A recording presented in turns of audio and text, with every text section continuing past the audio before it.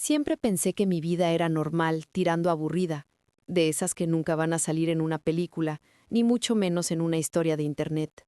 Me llamo Laura, tengo 34 años, y durante casi 10 años estuve convencida de que mi mayor problema era no poder embarazarme. Hoy, si miro hacia atrás, sé que el verdadero problema nunca fue mi cuerpo, sino la persona a la que le entregué mi confianza, mi dinero y mi futuro. Voy a contar todo en primera persona porque si no lo hiciera así, hasta yo misma dudaría de que esto me pasó de verdad y no fue un sueño raro de esos que te dejan con un hueco en el pecho cuando despiertas. Conocí a Andrés cuando tenía 23 años. Yo trabajaba como administradora en una pequeña empresa de distribución de alimentos. Él era supervisor en una fábrica de autopartes. No era el hombre más guapo del mundo, pero tenía algo que, en ese momento, me pareció suficiente. Era atento, sabía escuchar, tenía ese tipo de humor tranquilo que no hace reír a carcajadas, pero te hace sentir cómoda. Venía de una familia muy unida, según él.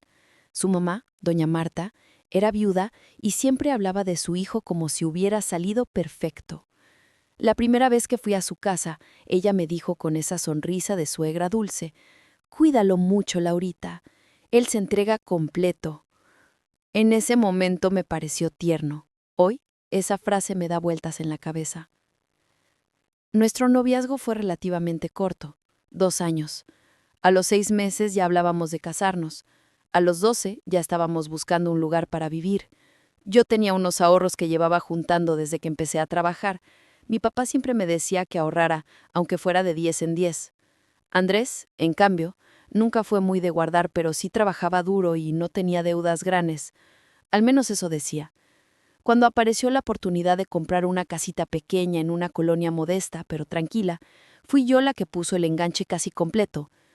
Él aportó menos, pero entre los dos firmamos la hipoteca. Era nuestra primera gran decisión juntos. Ese momento en que sientes que estás armando vida adulta. Nos casamos un año después de mudarnos. La boda no fue lujosa, pero fue bonita. Mis padres aportaron lo que pudieron, sus familiares también.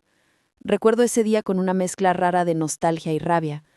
Ahí estoy, en las fotos, con vestido blanco, sonriendo, jurando delante de todos que pase lo que pase vamos a estar juntos.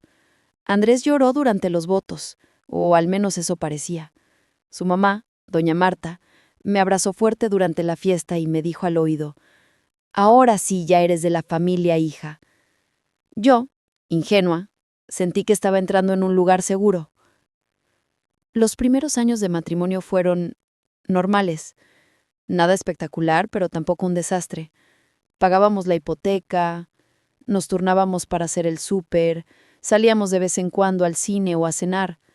Peleábamos por cosas pequeñas como todos, que si él dejaba sus tenis tirados, que si yo era demasiado estricta con los gastos.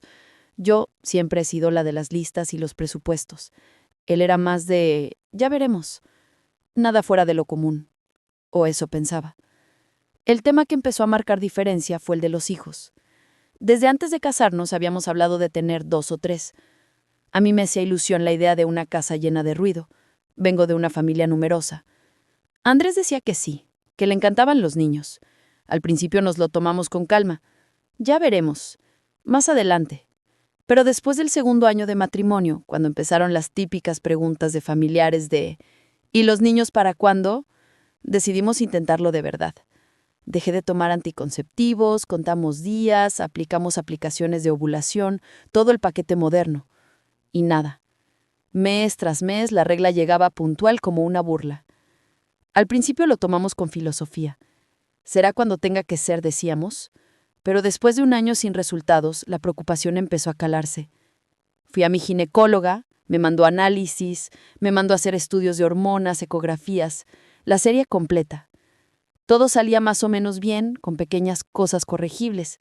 Ella sugirió que también revisáramos a Andrés, por si acaso. Él se puso a la defensiva. Dijo que estaba cansado, que no le gustaban los hospitales, que seguro el problema no era él. Doña Marta, que siempre aparecía en los momentos clave, dijo un día, con esa inocencia suya: «Ay, mijita, en mi familia todos son bien fértiles. ¿Quién sabe de dónde venga el problema?». Me lo dijo sonriendo, pero sentí el golpe. Aún así, insistí. Convencí a Andrés de hacerse un espermograma. Costó, pero lo hizo. El resultado fue normal. Mi doctora nos dijo que a veces, aunque todo parezca bien, el embarazo tarda. Nos dio algunas opciones para más adelante: estimulación ovárica, inseminación, esos términos que yo había escuchado solo en la tele. Empezamos un tratamiento sencillo: hormonas suaves, pastillas, controles. Yo estaba dispuesta a soportar las inyecciones, los efectos secundarios, lo que fuera. Andrés, en teoría, me acompañaba. Digo en teoría, porque aunque iba conmigo a algunas consultas, siempre encontraba el modo de recordar que el cuerpo que se estaba picando era el mío, no suyo. Mientras yo vivía obsesionada con mis días fértiles, con las pruebas de embarazo y con los resultados de los análisis, la vida en nuestro entorno seguía. Nuestros vecinos de enfrente eran una pareja joven también, Lucía y Raúl. Llevaban menos años juntos, pero tenían una relación muy social. Hacían parrilladas de vez en cuando, invitaban gente, la música se escuchaba los fines de semana. Lucía era de sonrisa fácil, de esas mujeres que parecen amigas de todos. Y sí, era guapa, no voy a negarlo. Ojos grandes, cuerpo cuidado, una energía que llenaba el lugar. Desde la ventana de mi cocina podía ver a veces cuando ella regaba las plantas del frente. Al principio apenas nos saludábamos al cruzarnos. Con el tiempo empezamos a conversar más. Lo típico de ¿y cómo va todo? Yo llegué a confiarle, sin detalles, que estábamos intentando tener hijos y que no estaba siendo fácil. Ella decía frases cómodas, de esas de revista. Ya llegará, amiga. El cuerpo es sabio. Lo que no vi, o no quise ver durante mucho tiempo, fue cómo Andrés también empezó a tener trato con ella más allá del saludo cordial.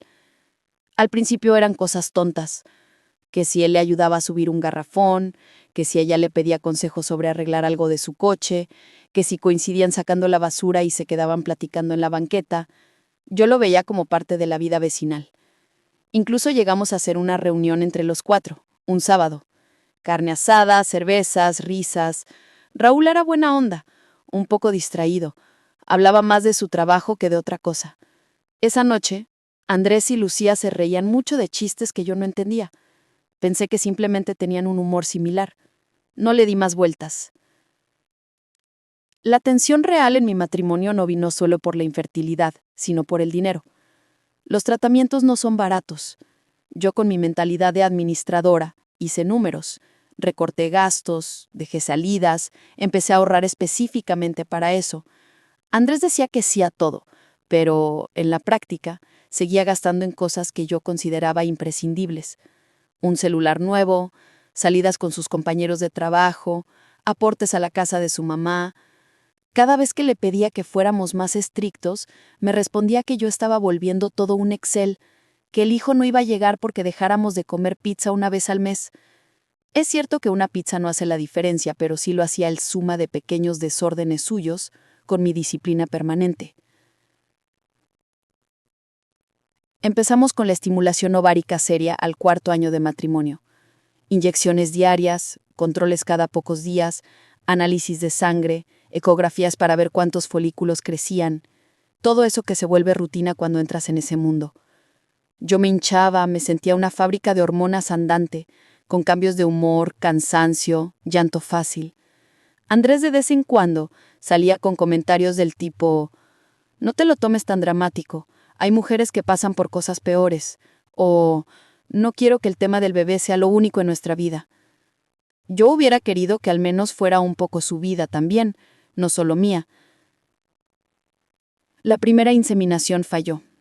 La segunda también. La tercera ni siquiera pudimos hacerla porque mis análisis salieron alterados por el estrés. Cada vez que salía una prueba negativa yo sentía que fallaba como mujer, como esposa, como hija. Mis padres, aunque trataban de no presionar, preguntaban con ojos tristes. Doña Marta empezó a usar frases como: «Pues si no puede ser, adopten, no se aferren tanto, por algo será», pero siempre cargadas de una insinuación de que el problema era mi cuerpo. Nunca escuché de su boca algo como: «¿Y si no es ella?». Andrés no la callaba, a veces hasta sentía. En medio de esa nube empecé a notar pequeñas cosas raras en casa. Detalles que, si hubiera estado menos enfocada en mis propias frustraciones, tal vez habría visto antes. Andrés empezó a llegar más tarde algunos días. Decía que le estaban pidiendo horas extra, que la producción en la fábrica estaba hasta el tope. Yo, con la mente en mis citas médicas, aceptaba sus explicaciones. De vez en cuando veía mensajes en su celular de números sin nombre, con cosas tan inocentes como ¿llegaste bien? O gracias por hoy. Cuando le preguntaba, decía que eran compañeros de trabajo, grupos de fútbol, cosas así. Yo no era de revisar teléfonos. Siempre pensé que si hay que espiar, algo ya está roto. Lucía, nuestra vecina, se embarazó. Lo anunció en una de sus típicas reuniones, con pastel, globos y un letrero de Baby on Board. Todos aplaudieron. Yo también. Por dentro me moría. Me miré al espejo esa noche y sentí que mi cuerpo me traicionaba. Ella quedó embarazada sin buscarlo mucho, según decía, mientras yo me inyectaba hormonas y gastaba dinero en análisis. Andrés estuvo raro esa noche. Brindó, la felicitó, pero su sonrisa no llegaba a los ojos. Pensé que estaba triste por mí. Lucía se acercó después, me abrazó y me susurró: «No te compares, cada proceso es diferente». Lo dijo bien, pero en mí sonó a consuelo vacío. El embarazo de Lucía fue tema de conversación durante meses. Se le notaba feliz, se acariciaba la panza cada vez que la veíamos. Raúl también se le veía contento, aunque seguía con su actitud un poco despistada. Andrés, en cambio, adoptó un rol extraño. A veces hacía chistes al respecto, como «ese bebé va a ser el rey de la cuadra». Otras veces se quedaba callado mirándola, sin que él mismo se diera cuenta. Yo lo notaba de reojo, y me incomodaba, pero trataba de disimular. Pensaba que quizá le pegaba emocionalmente porque era un recordatorio de lo que nosotros no podíamos tener. El niño nació, un varón, Tomás. La primera vez que lo vi, en brazos de Lucía, sentí ese dolor dulce que dan los bebés ajenos cuando quieres uno propio. Era precioso, chiquito, con los ojos cerrados. Lucía irradiaba cansancio y felicidad. Hubo meses en que yo casi desaparecí en mi rol de protagonista de mi propia vida y me convertí en la vecina tía postiza, llevando sopas, comprando pañales, ayudando en lo que podía. Me hacía bien, o eso creía, estar cerca de un niño aunque no fuera mío. Andrés también se acercaba mucho a ayudar. Iba a arreglar cosas de la casa, a cambiar focos, a cargar el bebé para que Lucía descansara un poco. Raúl trabajaba de noche a veces. Su ausencia era frecuente. Andrés se ofrecía como buen vecino. Yo lo veía como acto de generosidad. Hoy lo veo como la coartada perfecta. El punto en el que todo empezó a salirse de control fue económico. Curiosamente, los tratamientos de fertilidad nos habían dejado endeudados. Yo había usado todos mis ahorros, teníamos la tarjeta hasta el tope y la hipoteca seguía ahí. Empecé a decirle a Andrés que necesitábamos un plan. O seguíamos con tratamientos con más calma cuando nos recuperáramos económicamente, o aceptábamos la posibilidad de vivir sin hijos biológicos. Él cada vez estaba más esquivo con el tema. Decía que estaba cansado de médicos, de ver cómo yo sufría, que si Dios quería llegaría solo. Pero había otro detalle. El dinero ya no alcanzaba como antes, aunque en teoría sus ingresos seguían siendo los mismos. Empecé a revisar las cuentas con más cuidado. Veía retiros de cajero que él no recordaba, pagos en efectivo que no sabíamos en qué se habían ido, pequeñas sumas que desaparecían. Cuando le preguntaba decía que eran comidas del trabajo, aportes a su mamá, alguna ayudita a un amigo. Nada concreto. Una vez haciendo limpieza en el cuarto, encontré en el cajón de su buró un sobre con recibos de depósitos a una cuenta que no conocía. Nombre del destinatario: Lucía H. Sí, la vecina. Pequeñas cantidades, pero constantes. Mi corazón se aceleró. Le saqué una foto a uno de los recibos. Volví a guardarlos como estaban. No dije nada ese día. Necesitaba entender antes de explotar. Con esa información en mente, empecé a hilar cosas hacia atrás. Las veces que él ayudaba en casa de Lucía, los mensajes de número sin nombre, su actitud rara con el bebé, el dinero que faltaba. Era como si de repente alguien encendiera una luz en un cuarto donde yo había estado viviendo a oscuras.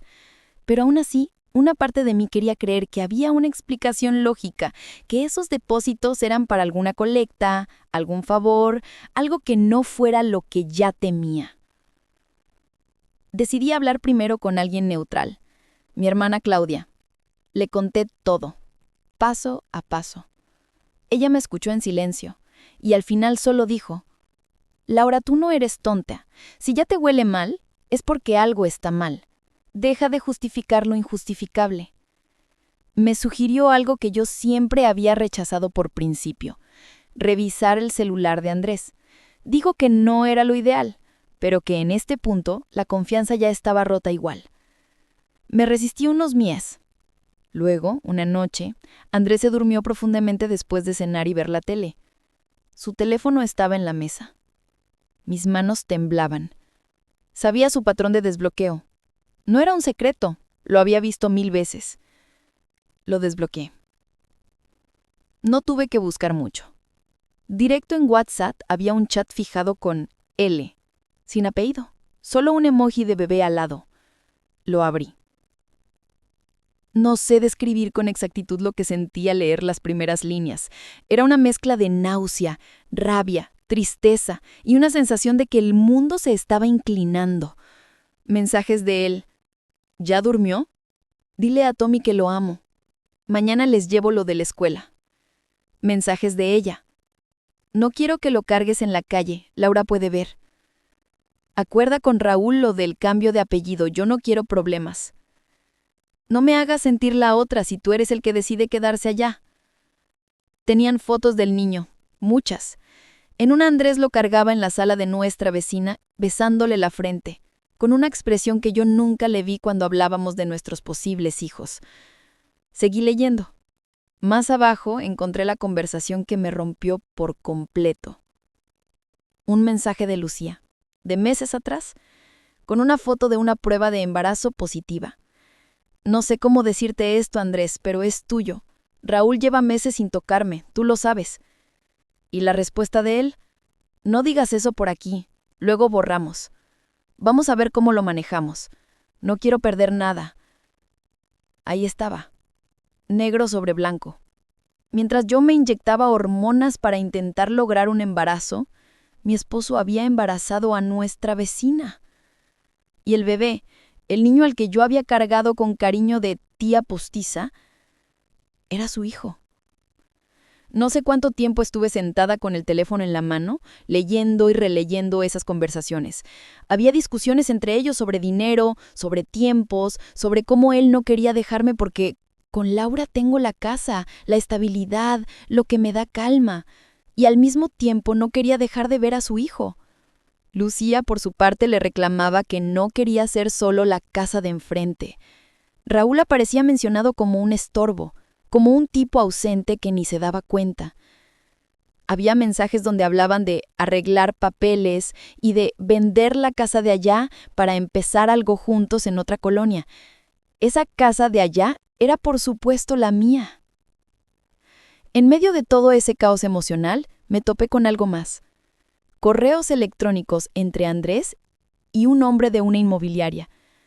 Hablaban de una posible venta, en operación urgente, de nuestra casa. El correo tenía como adjunto una copia de la escritura donde se veía claramente que la casa estaba a nombre de los dos, pero la negociación la estaba llevando Andrés a solas. El agente le preguntaba si su esposa estaría de acuerdo. Él respondía: «Ella confía en mí, yo me encargo de que firme». Hablaban de usar parte del dinero para liquidar la hipoteca y otra parte para un enganche en otra propiedad. No se especificaba dónde, pero yo ya imaginaba con quién. Cerrar el teléfono y seguir como si nada no era opción. Andrés dormía a mi lado, ajeno a la bomba que acababa de estallarme adentro. No lo desperté esa noche. Me quedé mirando el techo, con lágrimas silenciosas. Una y otra vez me venía la imagen de Lucía acariciándose el vientre mientras yo pensaba que la naturaleza era injusta. Una y otra vez Escuchaba en mi cabeza la voz de doña Marta diciendo que en su familia todos eran bien fértiles. Claro que sí, al menos su hijo lo era, solo que no conmigo. Al día siguiente llamé al trabajo y dije que estaba enferma. No podía concentrarme en nada que no fuera esto. Esperé a que Andrés saliera. Dijo que tenía un asunto y que quizás se retrasaría. Lo dejé ir. Apenas cerró la puerta, salí de mi casa, crucé la calle y toqué la puerta de Lucía. Tenía al niño en brazos. Se sorprendió de verme tan temprano, sin aviso. Le pedí que habláramos. Le dije que ya sabía todo, que había leído los mensajes, que no quería gritos ni escenas, solo respuestas. Se puso pálida. Miró hacia la casa de al lado como esperando a ver si Andrés aparecía, y no lo hizo. Entré. Sentí que el aire pesaba. No voy a repetir palabra por palabra cada cosa que dijo, pero sí lo esencial. No negó que el niño fuera de Andrés.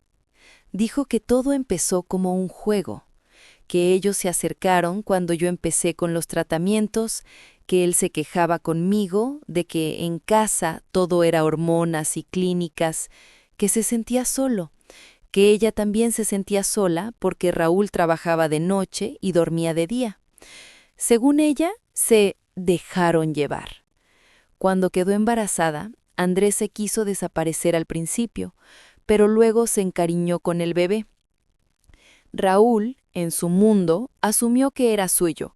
Según Lucía, hacía mucho que no tenían intimidad, pero prefería no hacer preguntas.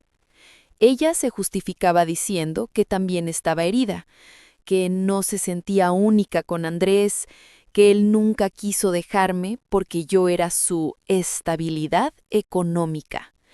Esa frase me atravesó. Su estabilidad económica.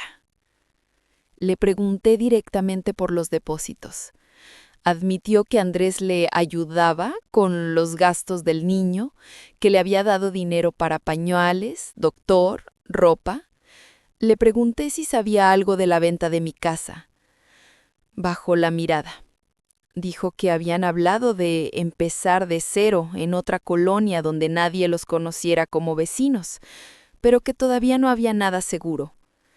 Me dijo que no quería hacerme daño, palabras que suenan ridículas en ese contexto, que ella también se sentía engañada, que Andrés jugaba a tenerlo todo, esposa, casa, hijo con la vecina. El niño, ajeno a todo, me miraba desde sus ojos grandes, sin culpa. Era tan inocente como yo había sido durante años. Salí de esa casa con la sensación de caminar en otra realidad. Entré a la mía, cerré la puerta y me dejé caer en la silla del comedor. Llamé a mi hermana. Le conté todo. Me dijo que no hiciera nada impulsivo, que esperara a hablar con un abogado antes de confrontar a Andrés con el tema de la casa. Lo más urgente ya no era solo la infidelidad, sino proteger mi techo. Llorar por la traición podía esperar. Quedarme sin dónde vivir, no. Ese mismo día, en la tarde, fui con un abogado recomendado por un compañero de trabajo. Le llevé la escritura de la casa, las capturas de los correos, los mensajes, todo. Me explicó que al estar la casa a nombre de ambos, Andrés no podía venderla sin mi firma. En el mejor de los casos, lo que estaba haciendo era adelantar una negociación, que para concretarse necesitaba de mí. Pero también me advirtió de algo. Había maneras de presionar, de manipular, de comprometer legalmente cosas si yo no reaccionaba a tiempo. Me sugirió poner una anotación preventiva en el registro para que cualquier movimiento tuviera que ser revisado con lupa. También me dijo que si pensaba separarme, era mejor hacerlo tomando en cuenta el tema patrimonial desde ya, no después. Llegó la noche. Andrés regresó con la escena muy ensayada, supongo. Traía flores, lo cual ya era raro un día cualquiera. Me dio un beso en la frente. Me preguntó cómo me sentía. Dijo que había pensado que tal vez podríamos tomarnos un descanso de los tratamientos, que me veía muy cansada. Yo no miré un rato, en silencio. Creo que se dio cuenta de que algo estaba diferente porque se le borró la sonrisa. Le pedí que se sentara. Lo hizo. inquieto. Respiré hondo.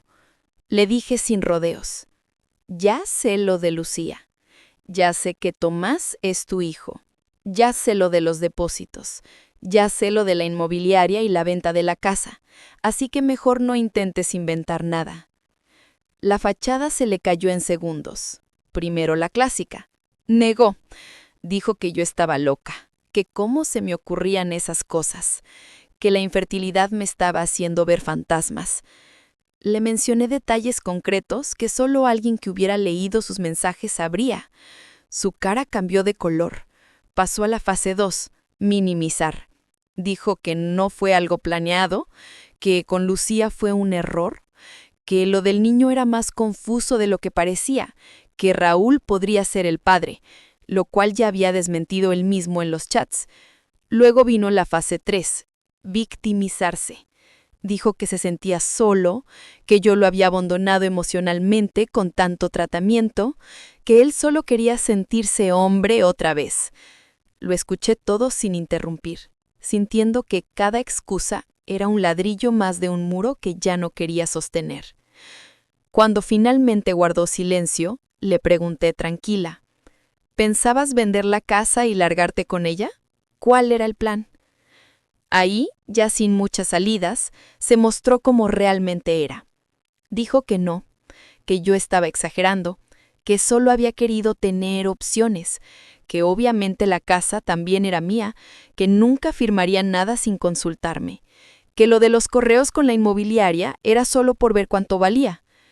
Le dije que ya había hablado con un abogado, que sabía que necesitaba mi firma, que también sabía cómo protegerme. Le mencioné la anotación preventiva. Se puso a la defensiva. Ah, ya fuiste a poner todo a tu nombre, ¿no? Muy bien, Laura, muy bien. Eso sí lo pudiste hacer sin hablar conmigo. La discusión se fue volviendo más amarga. Él intentaba una y otra vez repartir la culpa, que si yo estaba obsesionada con ser madre, que si había descuidado el matrimonio, que si siempre lo traté como un proveedor y no como un compañero. Algunas cosas podían tener algo de verdad, no voy a negarlo, pero nada justificaba lo que había hecho. En un momento, cuando ya no tenía más argumentos, soltó una frase que terminó de dejarme claro quién era. Si tú hubieras podido darme un hijo, nada de esto habría pasado. Esa frase me quemó por dentro. No solo me traicionaba, sino que encima me culpaba de haberlo empujado a hacerlo. Esa noche le dije que se fuera de la casa. No quise dormir a su lado. Agarró unas pocas cosas y se fue, lanzando amenazas vagas de que si yo lo echaba, no me daría ni un peso. Yo ya sabía que en realidad era al revés. Él era el que había estado drenando dinero poco a poco. Cerré la puerta detrás de él. Me quedé sola en una casa que de repente se sentía fría, vacía, pero mía. Los meses siguientes fueron una mezcla de trámites, dolor y pequeñas victorias. Inicié el proceso de divorcio. Mi abogado me acompañó en todo. Legalmente, al no tener hijos en común, el tema se centraba en la casa y en las deudas. Demostramos con estados de cuenta que la mayor parte de los pagos de la hipoteca habían salido de mi sueldo.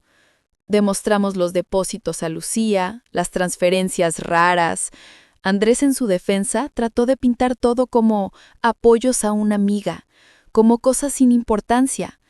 Presentó el tema de mi infertilidad como si fuera una especie de atenuante para su infidelidad, lo cual indignó al mismo juez.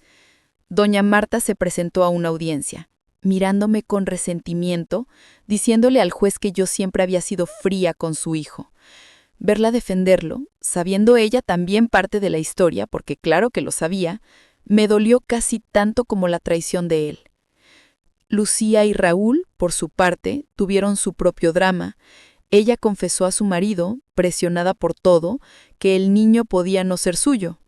Hubo gritos, portazos, noches en las que se escuchaba movimiento en su casa hasta tarde. Un día vi cómo Raúl sacaba bolsas y se iba, sin mirar atrás. No supe si se fue para siempre o solo un tiempo. Lucía dejó de hablarme, obviamente, Pasamos de ser vecinas amigas a dos mujeres que se evitaban incluso el cruzarse a sacar la basura.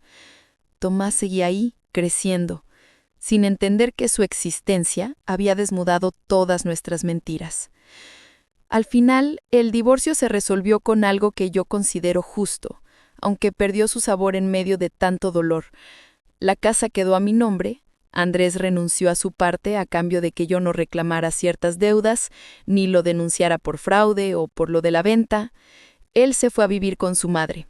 Su relación con Lucía, según supe, fue intermitente, idas y venidas, peleas, reconciliaciones. No sé en qué terminó. En algún momento dejé de querer saber. Mi preocupación principal fue otra: reconstruirme.